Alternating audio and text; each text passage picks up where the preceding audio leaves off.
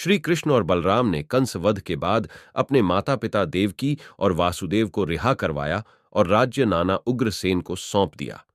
वसुदेव जी ने कृष्ण और बलराम को शिक्षा प्राप्ति के लिए ऋषि सांदीपनि के आश्रम उज्जैन में दे भेज दिया। वहीं पर उनकी मित्रता सुदामा से हुई थी। उन्होंने दोनों को वेद पुराण की शिक्षा के साथ साथ धनुर्विद्या, राजनीतिक शास्त्र, गणित शास्त्र आदि की विद्या दी। श्री कृष्ण की स्मरण शक्ति इतनी तेज थी, माना जाता है कि उन्होंने 64 दिन सांदीपनि ऋषि के आश्रम में रहकर 64 दिनों में 64 विद्याएं और 16 कलाएं सीख ली थीं।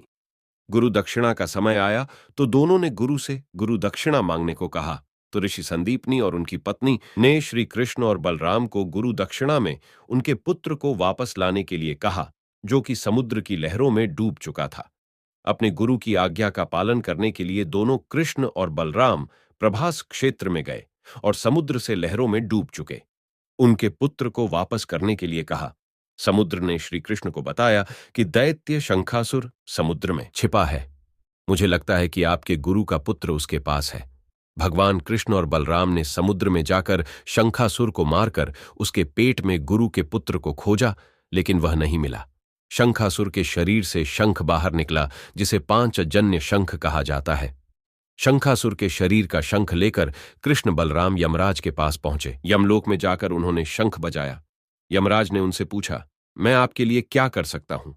श्री कृष्ण कहने लगे, मेरे गुरु के पुत्र को उसके पूर्व जन्म के पापों के कारण यहां लाया गया है। अब तुम उसे मुझे सौंप दो। यह सुनकर यमराज ने श्री कृष्ण को ऋषि संदीपनी के पुत्र को सौंप दिया।